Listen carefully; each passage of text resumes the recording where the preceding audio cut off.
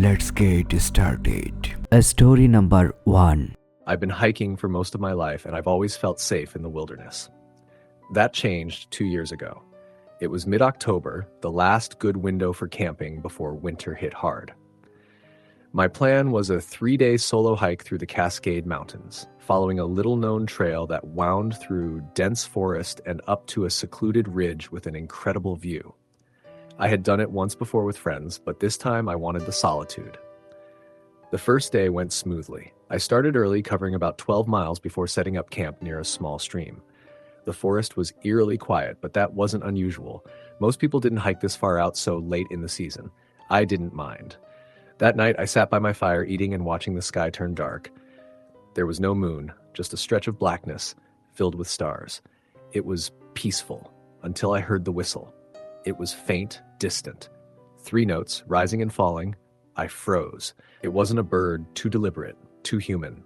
I listened for a long time, but it didn't repeat. Probably nothing. Maybe just the wind carrying a sound from miles away. That's what I told myself. I turned in early, zipped up in my tent with my knife nearby, just in case. Sometime in the middle of the night, I woke up. The forest was silent. Then, a single footstep right outside my tent. I stopped breathing. It was slow, deliberate. Crunch. Then another. Someone was out there. I stayed completely still, my heart slamming in my chest. My hand inched toward my knife, then a long, slow scratch against the fabric of my tent. My entire body locked up. It started at the top, dragging downward. Slow, deliberate. I didn't move, didn't breathe. The scratching stopped. Minutes passed, maybe an hour. Eventually, I forced myself to grip my flashlight. I counted to 3, then flicked it on, unzipping the tent in one motion and shining the beam outside. Nothing. The trees stood still. The ground was undisturbed. But I knew what I had heard. Sleep wasn't an option after that. I sat in my tent, knife in my lap, waiting for dawn. At first light, I packed my gear in record time and got back on the trail. My plan had been to go deeper into the wilderness, but that idea was gone. I was heading back. About an hour into my hike, I noticed something ahead on the trail. A shape. As I got closer, my stomach dropped. It was a deer, a large buck lying on its side. Dead. Its throat had been slit, and carved into its side, deep, jagged lines, was a symbol, a strange, twisting shape. Not a word, not anything I recognized. I turned and walked faster, then I heard the whistle. 3 notes. Closer this time. I didn't look back. I started running. The feeling of being watched was unbearable. The trees seemed darker, the shadows deeper. Somewhere behind me, another footstep crunched. I ran harder. I didn't stop until I saw my car. I threw my gear inside, locked the doors, and sped out of there, only stopping when I reached a gas station miles away. I sat in my car for a long time, hands shaking. I never went back to that trail, never tried to find out what the symbol meant. And sometimes, late at night, when my house is quiet, I hear the whistle. 3 notes. Rising and falling. Story, the end. Story number 2. I grew up hiking in the mountains of Montana. My dad was an experienced outdoorsman, and he taught me everything I needed to know. How to read the land, how to navigate without a map, how to respect the wilderness. I thought I was prepared for anything, but nothing prepared me for what happened in the summer of 2019. It started as a simple trip. My friend Daniel and I planned a 5-day hike deep into the Bob Marshall Wilderness, a place known for its remoteness. No cell service, no nearby towns, just untouched nature. That was exactly what we wanted, a break from everything. The first 2 days were perfect. We covered over 20 miles, saw maybe one other group of hikers the entire time, and camped by a beautiful alpine lake.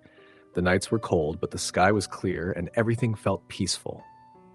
On the 3rd day, we decided to take an off-trail detour. Daniel had read about an old fire lookout station that had been abandoned decades ago, high up on a ridge. It wasn't marked on our map, but he swore he found a blog post about it. It sounded like a cool spot, so we figured, why not? That was our first mistake. The hike up was brutal. No clear path, just steep terrain, thick trees, and loose rock. It took us half the day, but eventually we found it. The lookout was a small, weather-beaten cabin, its windows shattered, roof partially caved in. It had clearly been there for a long time. Inside, there wasn't much. An old wooden chair, a rusted-out stove, broken glass on the floor. But then Daniel pointed something out, graffiti on the far wall. Most of it was just names and dates, but one message stood out, scratched deep into the wood. Do not stay after dark. We laughed it off. Probably just a joke from some hiker trying to freak people out. Still, something about it unsettled me. We decided to set up camp a little ways downhill, near a rocky outcrop that overlooked the valley. As we cooked dinner, the wind picked up, howling through the trees. The lookout loomed above us, silhouetted against the darkening sky. That's when we heard it. A low, distant whistle. It came from up near the lookout. Just 3 notes, rising and falling. Daniel raised an eyebrow. Did you hear that? I nodded. Probably just the wind. But then it happened again. Closer. 3 notes, slow and deliberate. It wasn't the wind. We sat in silence, straining to hear. The whistle didn't come again, but the forest felt different now. Heavier. Watching. Eventually, we crawled into our tents, though I barely slept. Every little sound made my nerves spike. At some point, exhaustion took over, and I drifted off. Then, in the middle of the night, I woke up. Something was moving outside my tent. I held my breath, listening. Soft footsteps circling.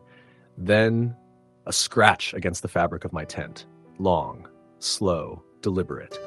My blood ran cold. I reached for my knife, gripping it tightly. My heart pounded so hard I thought whoever or whatever was outside would hear it. Then a whisper. Right next to my tent. My name, barely audible, but clear as day. I nearly stopped breathing. I sat frozen for what felt like hours, knife clenched in my fist, staring at the thin fabric between me and whatever was out there. Then, silence. No footsteps. No whispers. Nothing. At first light, I unzipped my tent, stepping out with my knife raised. Daniel was already up, pale and shaken. You heard it too, I said. He just nodded. We packed up in record time, not talking much. The feeling of being watched never left us. As we started hiking back down, Daniel stopped suddenly. Look at this. I turned and felt my stomach drop. In the dirt around our campsite were footprints. Bare footprints. Large, deep. And they circled our tents over and over. Neither of us said anything. We just moved. We hiked fast, barely stopping to eat or drink. I kept looking over my shoulder, convinced we weren't alone. Every so often, I swore I saw movement between the trees. Just a flicker of a shadow, too fast to be certain. Then, just before noon, we found something else. A carcass. A deer. Or at least, what used to be a deer. It was stripped clean, just bones and skin. Not eaten, peeled. And its head was missing. Daniel swore under his breath. This isn't right. I agreed. We kept moving. Around mid-afternoon, we finally rejoined the main trail. Relief washed over me. Just a few more miles and we'd be back at the car. That's when we heard it again. The whistle. Right behind us. 3 notes. I turned, knife in hand, and saw him. A man. Tall. Gaunt. Standing just off the trail, half hidden behind a tree. His clothes were torn and filthy. His skin was too pale. But the worst part, he was grinning. A wide, unnatural smile that didn't reach his hollow eyes. Daniel grabbed my arm. Go. Now. We ran. I don't remember the last mile. My legs burned, my lungs ached, but we didn't stop. When we finally reached the car, we threw our packs inside and peeled out of there, gravel spraying behind us. Only when we were miles away did we finally speak. What the hell was that? Daniel whispered. I didn't have an answer. I still don't. We never reported it. What would we even say? I haven't been back to that part of the wilderness since, but sometimes late at night when the world is quiet, I still hear the whistle. 3 notes. Soft. Waiting. Story the end. Story number 3. I used to love solo hiking. Being alone in the wilderness, away from everything. No emails, no notifications, no noise, just me and the mountains. It gave me a sense of peace I couldn't find anywhere else. That changed in October 2018. I had planned a 4-day solo hike in the North Cascades. Nothing too extreme, about 30 miles round trip through dense forest and up to a ridge with a stunning view of the valley below. The forecast was perfect. No other hikers were registered for my route. Complete solitude, exactly what I wanted. The first day was uneventful. I started at sunrise, followed the trail as it wound through towering pines, and made camp by a small creek as the sun dipped behind the mountains. The quiet was absolute. No people, no distant hum of cars, just the wind through the trees. That night, I sat by my fire, eating a freeze-dried meal, watching the stars. The wilderness felt endless. Then, just as I was about to turn in, I heard something. A whistle. Faint. Distant. 3 notes, rising and falling. I froze. It was probably nothing. A bird, the wind through the trees. I listened for a while, but the sound didn't come again. Eventually, I crawled into my tent and fell asleep. The second day, I hiked deeper into the mountains. By late afternoon, I reached the ridge and set up camp near the edge where the view was incredible. From up here, I could see miles of forest stretching below, unbroken and wild. That's when I saw it. Far down the valley, deep in the trees, a flash of movement. At first, I thought it was an animal, a bear maybe, or an elk, but as I squinted, I realized it was a person, standing still, too far away to see details, but something about the way they stood sent a chill through me. I told myself it was just another hiker, even though I knew there were no other permits for this area. Maybe someone had wandered off trail. Still, I couldn't shake the unease creeping up my spine. That night, the wind picked up. My tent flapped. The trees swayed. It was the kind of wind that carried strange sounds, made you hear things that weren't there. At some point, I woke up. The forest was silent. The wind had stopped. No rustling, no distant howls, just a dead, heavy stillness. Then, just outside my tent, a footstep. Slow, deliberate. I held my breath. Then another. Something or someone was circling my tent. I reached for my knife. My heart pounded so hard I thought whoever was out there could hear it. The steps stopped. Then a low, slow, scraping sound against the fabric of my tent. I clenched my knife, every muscle locked in terror. The scraping moved, tracing the shape of my body through the thin nylon. My mind screamed at me to run, but I couldn't move. Then, just as suddenly as it started, it stopped. I stayed awake until dawn. When the first light crept through the trees, I forced myself to unzip my tent and step outside, knife still in hand. The forest looked normal, peaceful. But then I saw them. Footprints. Bare footprints. Large, deep prints circled my tent over and over. My stomach turned. I was 30 miles from the nearest road. Who the hell was walking around here, barefoot? I packed up my gear as fast as I could. My plan had been to stay another 2 nights, but I wasn't spending another second out here. I hiked fast. Every so often, I glanced over my shoulder, convinced I wasn't alone. The feeling of being watched never left me. Then, just before noon, I found something that made my blood turn to ice. A deer carcass. Not just dead. Its flesh was stripped away, its ribcage exposed, picked clean. But the worst part, carved into the exposed bone, was a symbol. A crude, twisting shape I didn't recognize. I turned and ran. I don't remember how long I ran, only that my legs burned and my lungs ached. The trees blurred past. My mind screamed at me to get out. Then, as I reached a bend in the trail, I saw him. A man. Standing dead center on the path. Tall, gaunt, clothes filthy and tattered. His skin was too pale, his eyes too dark, and he was grinning. I stopped cold. For a moment, neither of us moved. Just stood there, staring at each other. Then, he took a step toward me. I turned and bolted. I don't know if he followed. I didn't look back. I just ran. By some miracle, I made it to my car. I threw my pack inside, locked the doors, and peeled out of there, heart hammering in my chest. I didn't stop until I reached the first town, where I sat in a gas station parking lot, shaking. I never reported it. What would I even say? And the worst part? Sometimes in the middle of the night, when the world is silent and I'm lying in bed half asleep, I hear it. A whistle. 3 notes. Soft. Faint. Waiting. Story the end. Story number 4. I grew up in the Pacific Northwest, where hiking was a way of life. My dad took me on trails before I could even walk, carrying me on his back through dense forests and up rocky slopes. By the time I was a teenager, I was doing multi-day hikes on my own. I knew the land, the wildlife, the dangers, but nothing prepared me for what happened in August 2017. My best friend, Matt, and I had planned a 5-day trek through Olympic National Park. We wanted something off the beaten path, away from the usual tourists and campers. After some research, we found an old, unmaintained trail leading deep into the wilderness. It was exactly what we were looking for: remote, difficult, untouched.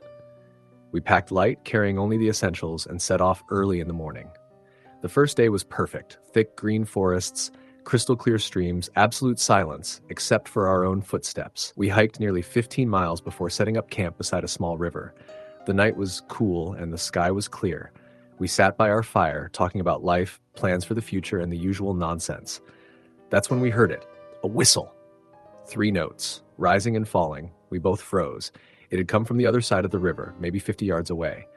"Did you hear that?" Matt asked. I nodded slowly. It didn't sound like a bird, too deliberate. "Probably just another hiker," I said, though I didn't believe it. We hadn't seen a single person all day. We waited, listening. Nothing. After a while, we shook it off and crawled into our tents, but I didn't sleep well. Every time the wind moved through the trees, I swore I heard something. Something watching. The second day, we pushed deeper into the forest. The trail became harder to follow, almost non-existent at points. We relied on our map and compass, making slow progress.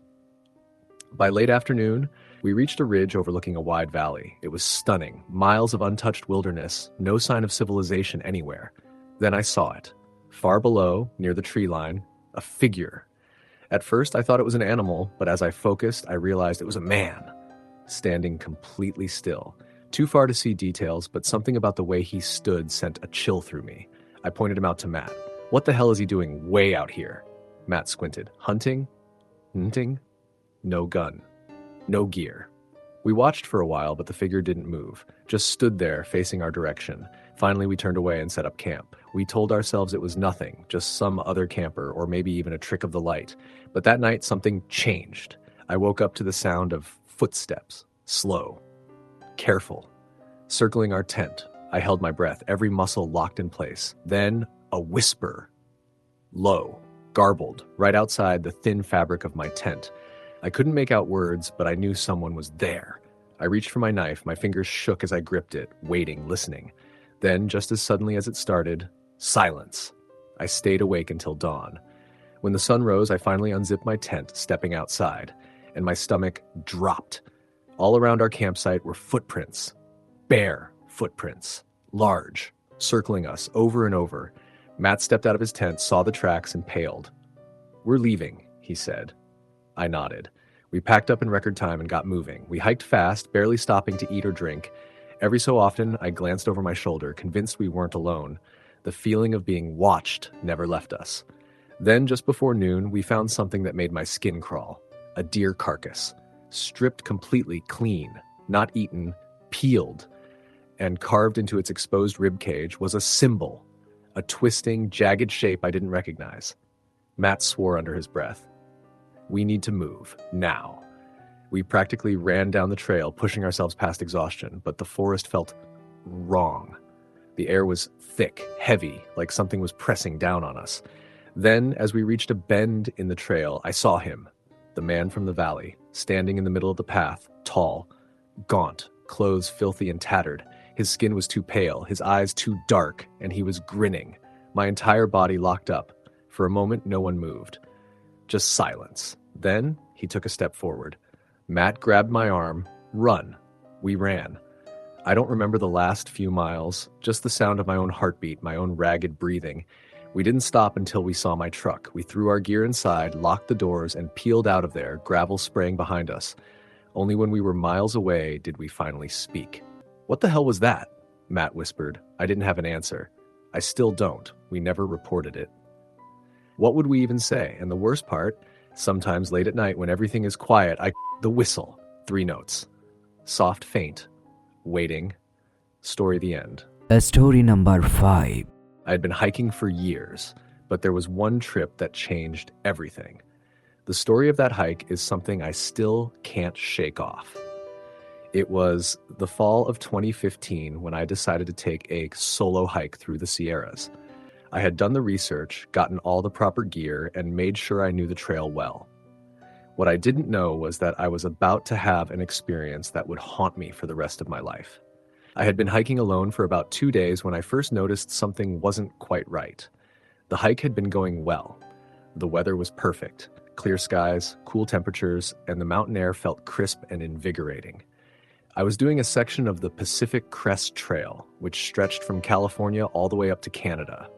The section I was in was remote, quiet, and relatively unused by most hikers. I wanted solitude, and I got it. The first day was easy, just a gradual ascent up the mountainside, crossing streams and navigating narrow ridgelines. I passed a few other hikers, but nothing out of the ordinary. By the time I reached my camp for the night, I had only seen 2 people, a couple who were also doing the PCT. They had warned me that they hadn't seen any other hikers for a couple of days. That didn't bother me. I preferred it that way. I set up camp by a small lake, the water still and reflective under the setting sun. It was peaceful, serene. I had everything I needed, and I was looking forward to the quiet solitude the wilderness provided. The only sound was the soft rustling of the wind through the pine trees. I built a fire and settled down to enjoy my evening. That night, I couldn't sleep.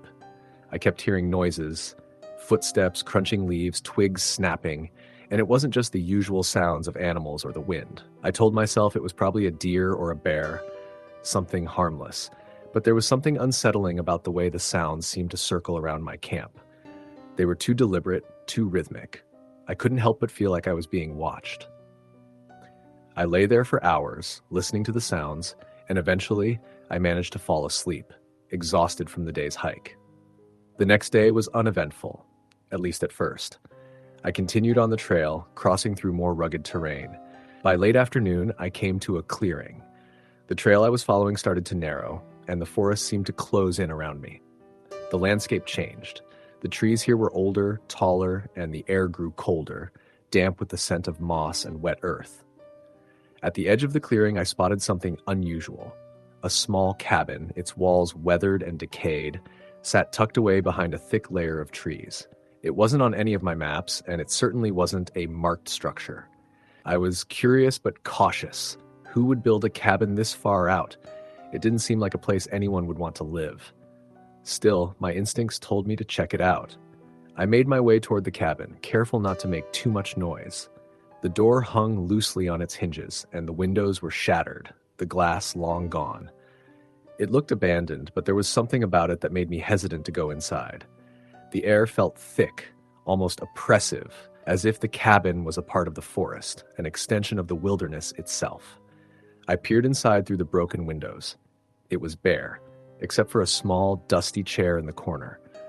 Some old rags on the floor and what looked like a few discarded scraps of food. Everything was covered in dirt and cobwebs, but as I stood there, something caught my eye. On the wall, scratched into the wood, were words. The letters were jagged and uneven, like someone had carved them in desperation.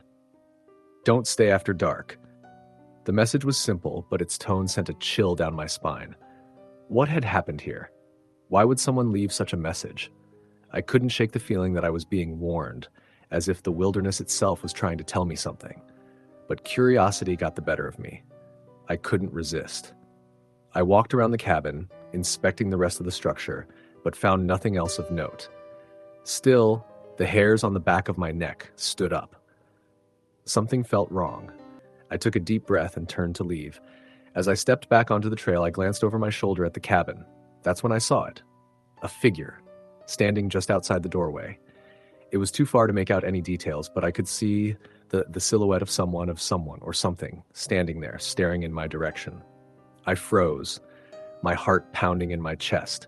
I thought I must have imagined it, but no, there was definitely someone there. I called out, "Hey, is someone there?"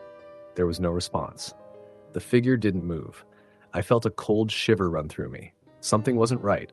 My mind raced. Should I go back to investigate, or should I leave and get the hell out of there? I couldn't decide. But the silence that followed was deafening, and every instinct in me screamed to leave. I turned and began walking quickly, my pace increasing as I moved farther away from the cabin. The feeling of being watched never left me. I couldn't shake the sensation that something was following me, just out of sight. By nightfall, I had hiked about 10 miles away from the cabin, pushing myself harder than usual. The sun dipped below the horizon, and the world grew darker.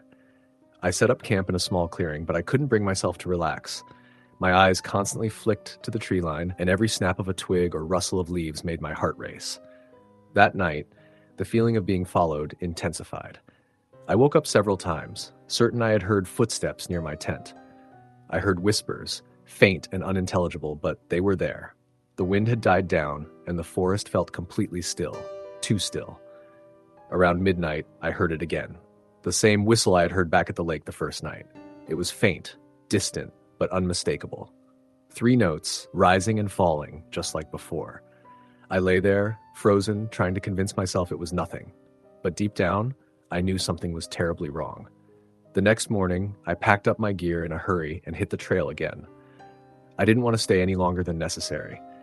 My mind was racing, trying to make sense of everything. The cabin, the message, the figure I had seen. It didn't add up. The feeling of being followed was stronger than ever, and the paranoia began to eat at me. By late afternoon, I arrived at a fork in the trail. I checked my map. I had a choice. I could take the easier route that led back toward the main trailhead, or I could continue on the more difficult path that would eventually lead to a more remote, isolated area. Without thinking, I chose the more difficult route. I wasn't ready to leave the wilderness just yet, even though my instincts told me to. As I made my way down the trail, the weather began to change. The skies darkened and a low fog rolled in. The air felt damp and the temperature dropped quickly. I felt a knot in my stomach. Something wasn't right, but I couldn't pinpoint it. I pressed on. That's when I saw him again. The same figure, standing at the edge of the trail, just out of the mist, barely visible. This time I didn't call out. I didn't move. I just stared. The figure stepped forward, just enough for me to see its face, pale, gaunt, hollow eyes staring at me with a chilling intensity. I turned and ran. I didn't stop until I found another hiker, a woman who was camped near the main trailhead. I asked if she had seen anyone else out here, and she told me she had been alone for days. I didn't tell her what had happened. I didn't think she would believe me.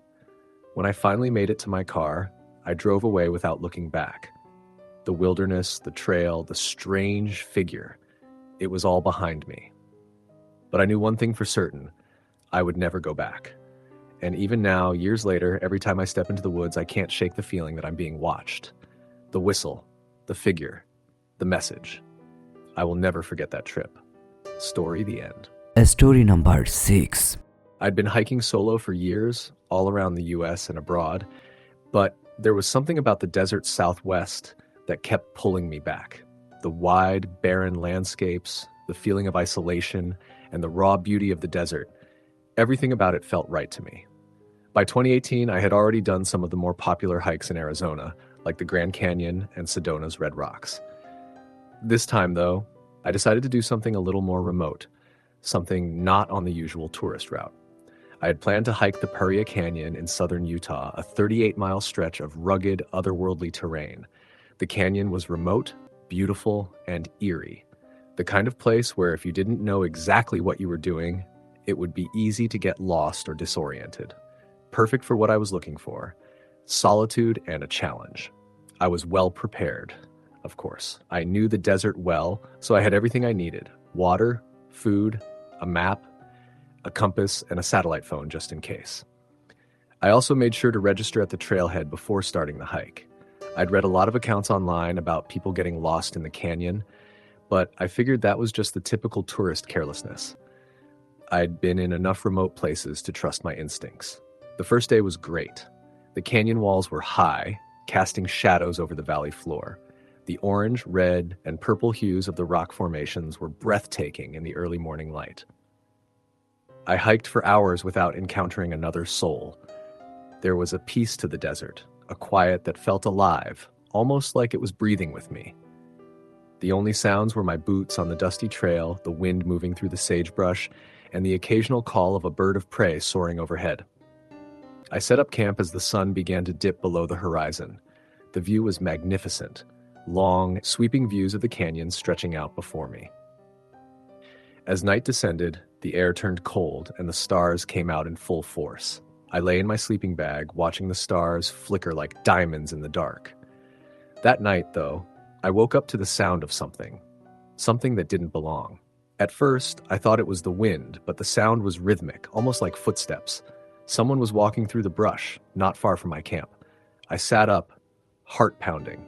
There was no way anyone else could be out here. It was far too remote, and the only access to the canyon was a small, rugged road that required a 4x4 vehicle. I listened closely. The footsteps were soft but deliberate. They circled my camp, staying just out of sight. I couldn't tell how many people there were. I waited, breath held, for what seemed like an eternity. But then, just as suddenly as it started, the noise stopped. The desert fell completely silent again. I tried to convince myself it was an animal, maybe a coyote or something similar. But I couldn't shake the feeling that it wasn't. The air felt wrong, thick, heavy. I stayed awake for hours, listening to the desert, but nothing else happened. Eventually, the exhaustion of the hike overcame me, and I fell into a restless sleep. The next day, I packed up and continued my hike, the eerie feeling from the previous night lingering in the back of my mind. I didn't see any other hikers. I didn't see any signs of human activity at all. Just the endless desert, the jagged canyon walls, and the occasional desert flora, prickly pear cactus, yucca plants, and sagebrush.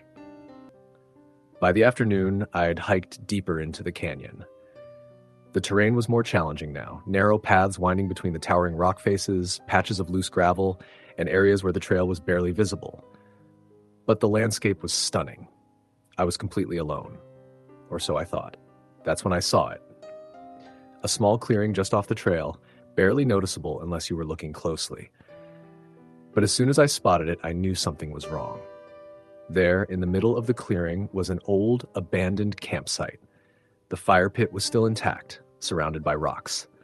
A faded tarp lay half buried under the sand, along with a couple of rusted cans, broken bottles, and torn bits of cloth. But there was something else that made the hairs on the back of my neck stand up.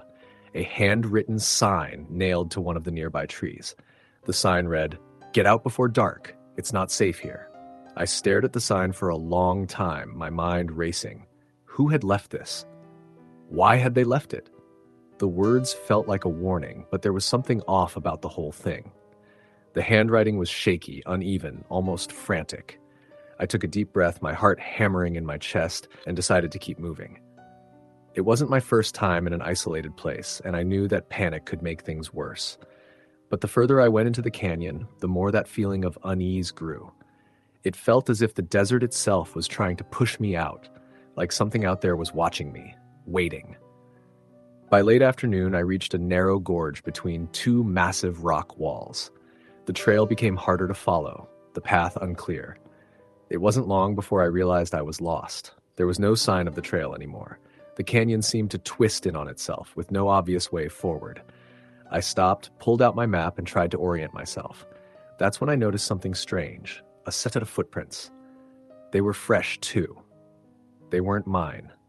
I felt a cold sweat break out across my forehead. I knew I hadn't seen anyone for hours, and I had been on this trail alone. The footprints were wide, heavy, like someone carrying a heavy pack. They led off into the rocks, as if someone had walked right through the canyon walls themselves. I followed the tracks for a short distance, heart pounding, my eyes scanning the area, but the trail quickly became impossible to follow. The prints disappeared. I checked my watch. Almost nightfall. I had to make a decision. The canyon was too narrow, too rugged. I couldn't make it back to the campsite before dark. My only option was to set up camp here and wait until morning. But every part of me screamed that I needed to keep moving, to get out before dark. The words on that sign echoed in my mind. I set up my tent, but the whole time I couldn't shake the feeling that I wasn't alone. The wind started to pick up, carrying strange, unsettling sounds through the narrow gorge. I heard what sounded like footsteps again, far off in the distance, soft, almost inaudible. But they were there, unmistakable, the same rhythm, same deliberate pace. I lay in my tent, my breath shallow, trying not to make a sound. The footsteps circled, coming closer, but never near enough for me to see. My heart thudded in my chest.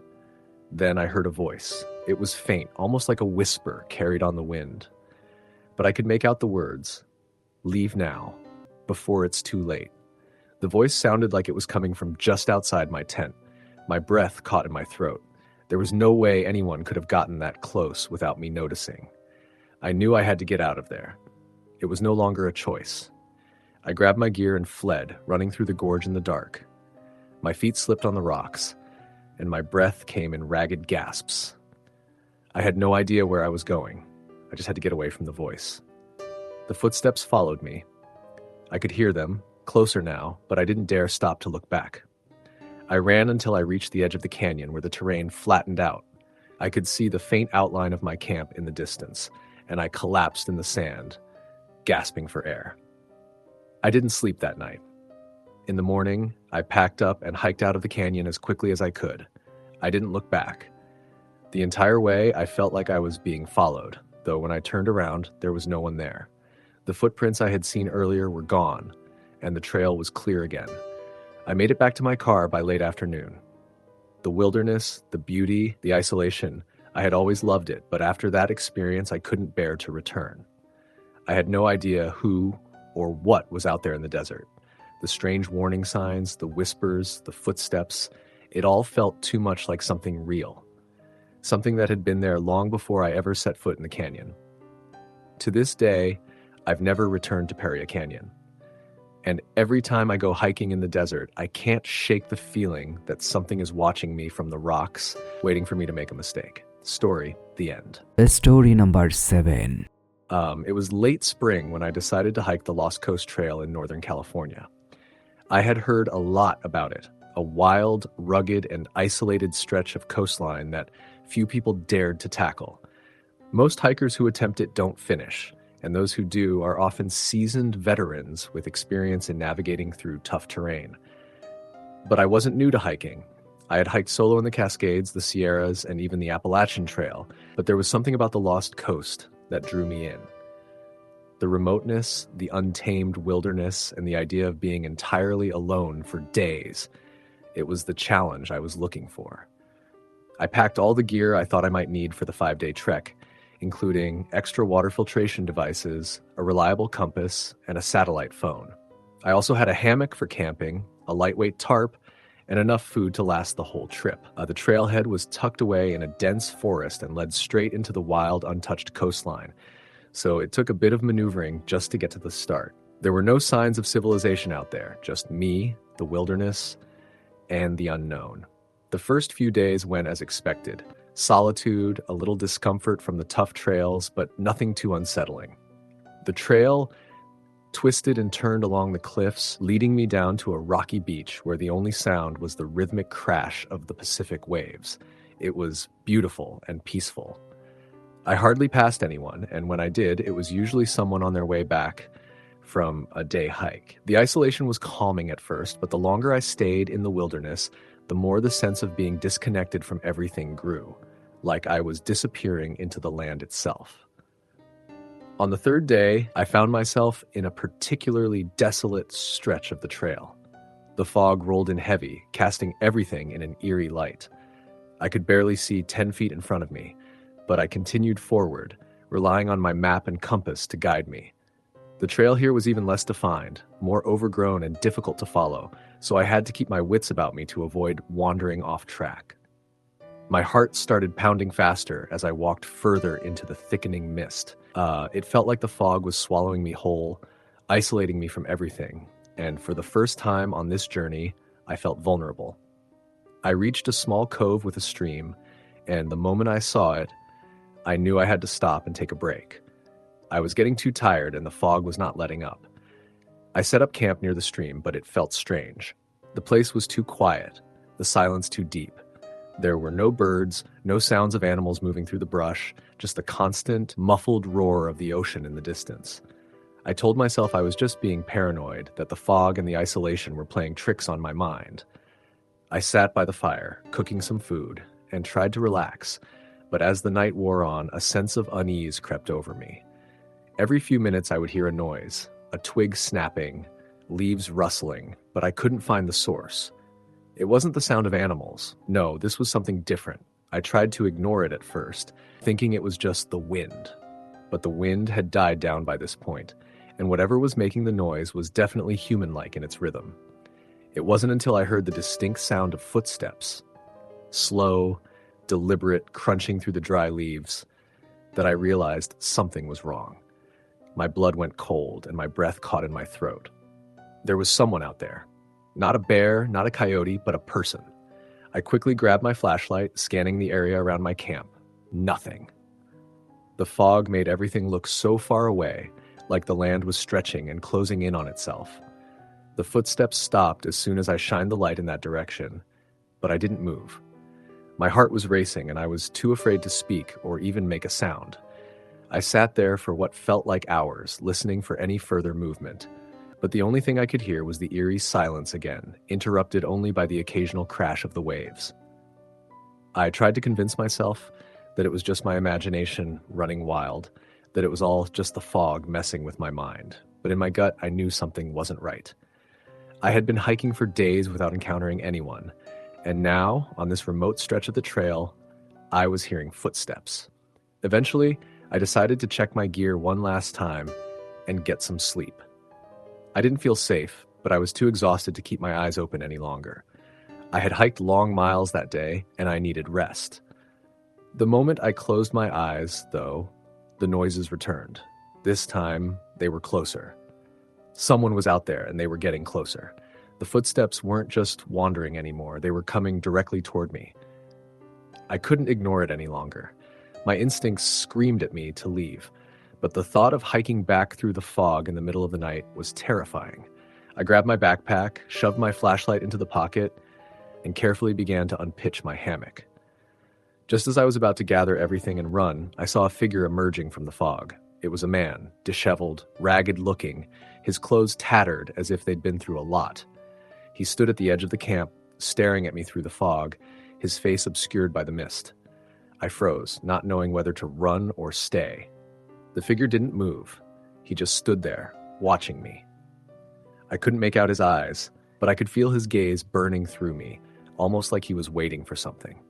"Are you lost?" I managed to call out, though my voice sounded weak even to my own ears. The man didn't answer. He just continued to stand there, his posture rigid, unmoving. I swallowed hard, my mind racing with every possible scenario. What was he doing here? Why hadn't I seen him earlier? He had to have been hiding nearby, waiting for someone to show up. "Hey," I said again, this time a little louder. "I'm just passing through. I'm leaving in the morning." He took one step closer, then another. His movements were slow, deliberate, almost too slow, like he was savoring the moment. When he was only a few feet away, he finally spoke. "You shouldn't be here," he said, his voice gravelly, low. I didn't know how to respond. My mind raced, but I couldn't process what he was saying or why he was saying it. I looked around, trying to find something, anything that would make me feel safer, but the fog had thickened, and I was isolated. The man's words hung in the air, heavy with a sense of finality. "Why not?" I managed to whisper. "The land doesn't want you here," he replied, his voice low and distant, as though the words were not entirely his own. "You don't belong. Leave." He stepped closer again, and my heart raced. I had to leave. There was no other option. I threw my pack over my shoulder and stumbled backward, eyes never leaving the figure. The man didn't try to stop me, but he didn't leave either. His presence felt like a weight pressing down on me. The way he stood there, so still, so calm, it was like he was a part of the fog itself, as if he had always been there. I turned and bolted through the fog, blindly following the trail. My heart hammered in my chest, adrenaline coursing through my veins. I didn't know where I was going, but I had to get away from him. I didn't stop running until the morning light broke through the fog and the sounds of the waves became clearer. When I finally returned to the main trailhead, exhausted and shaken, I was too afraid to even look back. I had hiked the Lost Coast to escape the world, but the wilderness had shown me something far more terrifying than anything I could have imagined. I never finished the trail. Story. The end. Story number 8. I had always been drawn to the solitude of hiking. It was my escape from the noise of life, a place where the only sounds were the rustle of leaves, the wind through the trees, and the occasional call of a bird. In the summer of 2020, I decided to do a solo backpacking trip through the Olympic National Park in Washington. I'd hiked plenty of places before, but the Olympics were different. They were wild, rugged, and remote. The park was known for its dense forests, misty coastlines, and towering mountain ranges. It was the kind of place where you could truly get lost, both in the landscape and in your thoughts. I spent weeks preparing for the trip. I mapped out my route, made sure I had all the necessary gear, and read as much as I could about the park. My plan was to do a loop that would take me from the Sol Duck Hot Springs, through the Enchanted Valley, up to Hurricane Ridge, and back around. It was going to be a challenge. Over 50 miles of rugged terrain, a mixture of forest, river valleys, and alpine lakes. I was excited, ready for the adventure. The first few days went smoothly. The trail was well marked, the weather was perfect, and I was feeling strong. The air in the forest was cool and crisp, the smell of pine and moss filling my lungs with each breath. I passed a few fellow hikers here and there, but for the most part, I was alone, which suited me just fine. I loved the quiet, the stillness of the woods. By the third day, I was deep into the Enchanted Valley, one of the most beautiful parts of the park. The valley was surrounded by towering cliffs, with lush green forests and crystal clear rivers cutting through the landscape. The place felt almost magical, untouched by time. I made camp near the river that night, setting up my tent beside a small waterfall that spilled into a clear pool. It was peaceful, and for a moment I felt like I could stay there forever. But that night, something changed. It started with the noise. I had just finished eating dinner when I heard the sound of footsteps. They were light but distinct, crunching on the gravel near the edge of the river. At first, I thought it was another hiker coming down the trail. I glanced toward the source of the sound, but saw nothing. I called out, "Hello?" But the footsteps stopped. I waited, listening. The air felt thick with tension, like the forest was holding its breath. I had been hiking for days without seeing many people, and it was unusual for someone to be this far off the beaten path at this time of night. I shrugged it off, assuming it was just some wild animal passing through, maybe a deer or something. But the feeling of unease didn't leave me. As the evening wore on, I tried to shake off the sense that I wasn't alone. I went to bed early, hoping the rest of the night would pass without incident.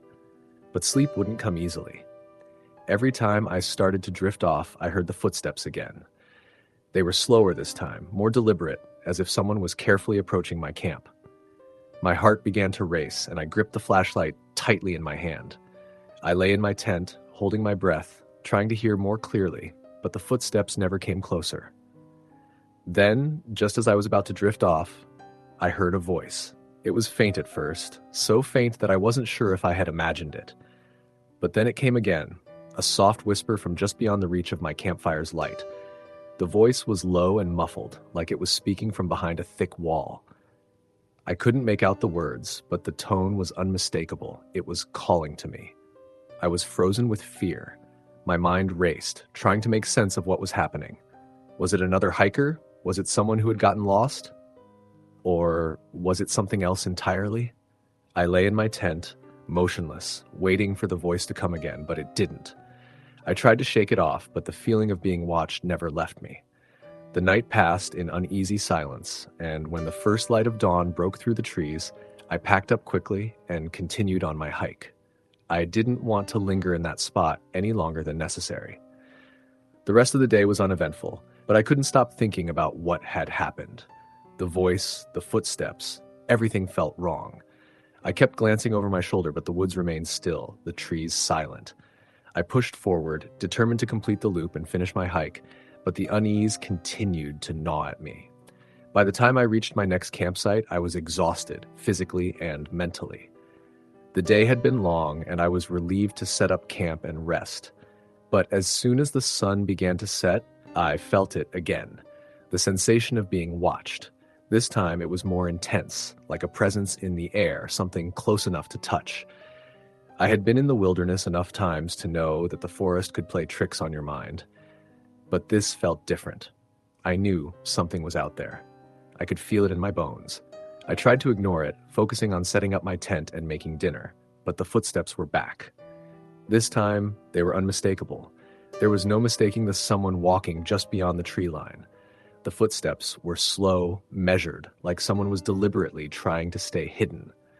My heart began to pound in my chest, and my hands shook as I reached for my flashlight. "Hello?" I called out, my voice shaky. But there was no answer. The footsteps stopped immediately. The forest fell completely silent, as though it had swallowed the sound entirely. I stood there for a long moment, straining my ears, but there was nothing. No rustling in the trees, no sign of movement. I sat down by the fire, trying to calm myself. Maybe I was just paranoid. The wilderness could be an overwhelming place, especially when you were alone for long periods of time. I told myself I was imagining things, that it was just the wind or an animal moving through the brush. But as the night wore on, the feeling of unease grew stronger. I couldn't shake the thought that someone was out there, watching me, waiting. I wasn't alone in the woods. The voice came again, this time much clearer. "Leave," it whispered, soft but insistent. I froze, my blood turning to ice in my veins. The voice was so close, like someone was standing right next to me. I couldn't see anyone, couldn't hear any movement, but the voice was unmistakable. It was a command, a warning. I had to leave. I grabbed my gear and started packing up, my hands trembling. I couldn't stay in that place any longer. The feeling of being surrounded by something I couldn't see, something I couldn't understand, was too much. I grabbed my flashlight and my map, not bothering to check where I was going, just needing to get out of there.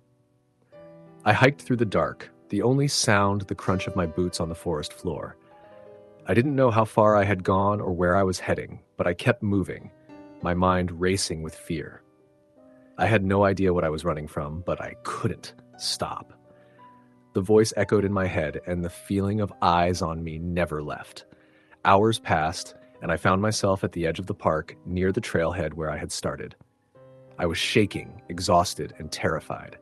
The voice had stopped, the footsteps had disappeared, but the fear lingered.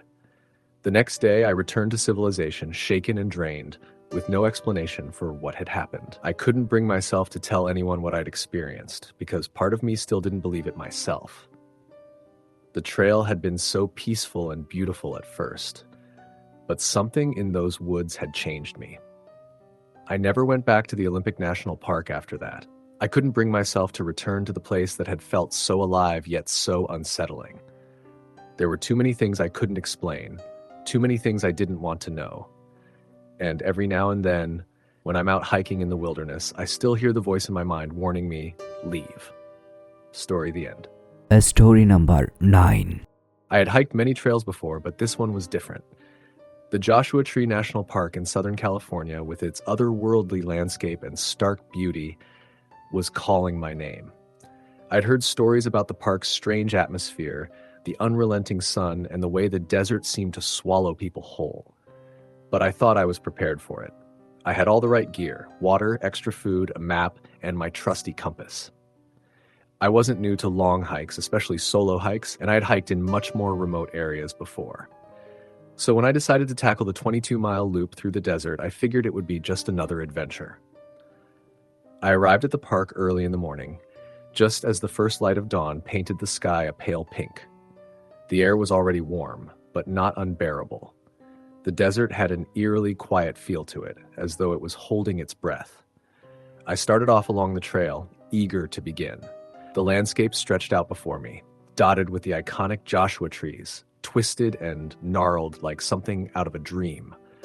There were rock formations, caves, and endless stretches of scrubby brush.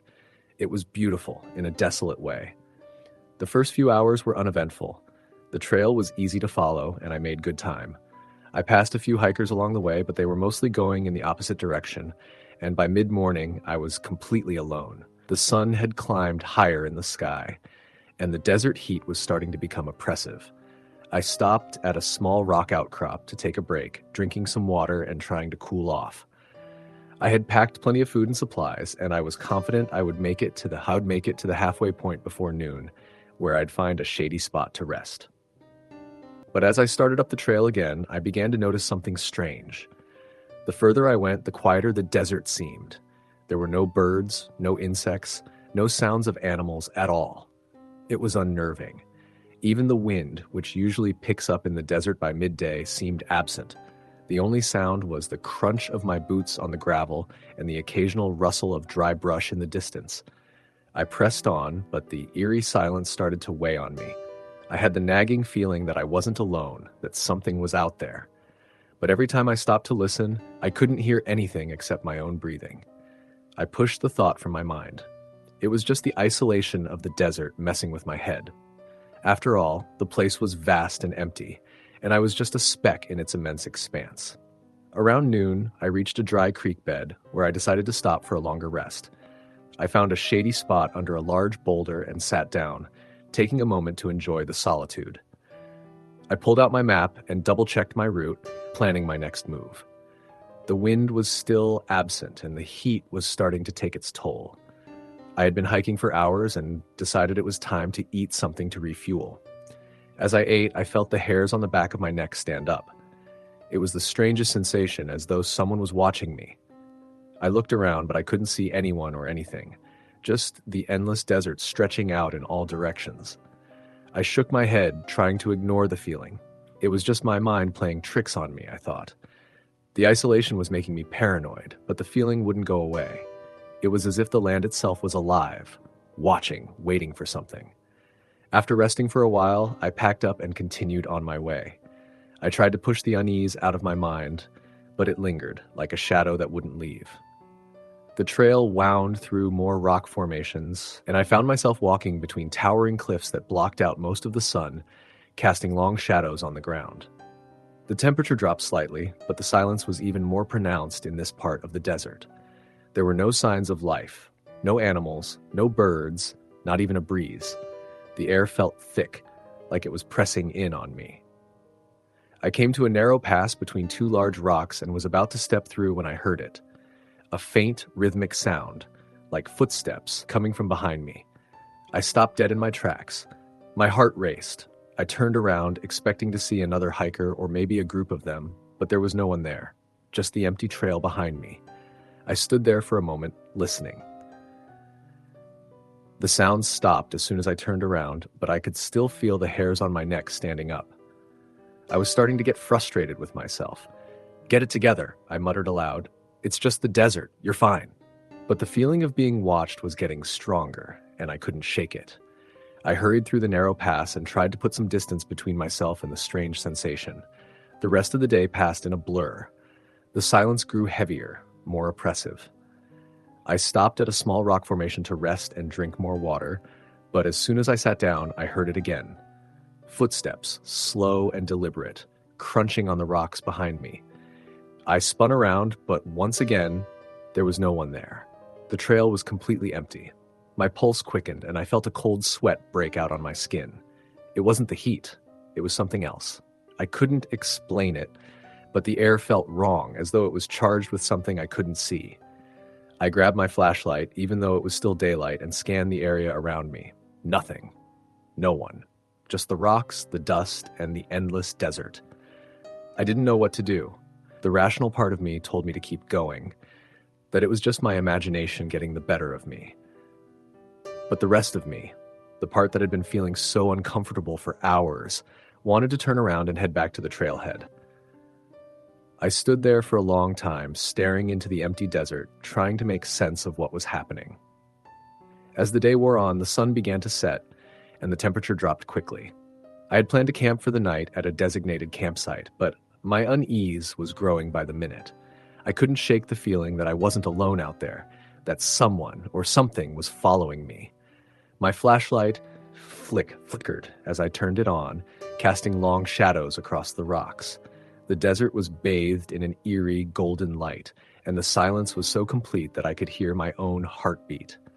At this point, I didn't want to stay out there any longer. The air felt heavy, oppressive, and the footsteps, the whispers, whatever they were, they wouldn't leave me alone. I turned around and started heading back, retracing my steps along the trail. The walk back was disorienting. The light had nearly faded, and the desert, which had felt so wide open and inviting earlier, now seemed like a vast, empty labyrinth. My flashlight flickered again, and I cursed under my breath.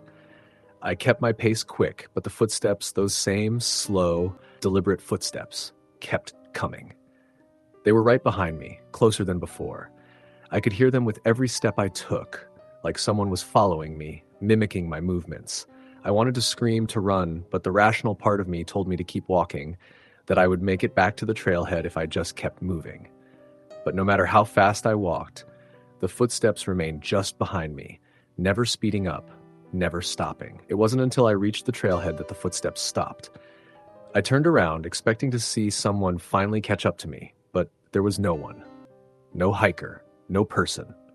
Just the empty trail and the fading light of the desert sun. I didn't stay to find out who or what had been following me.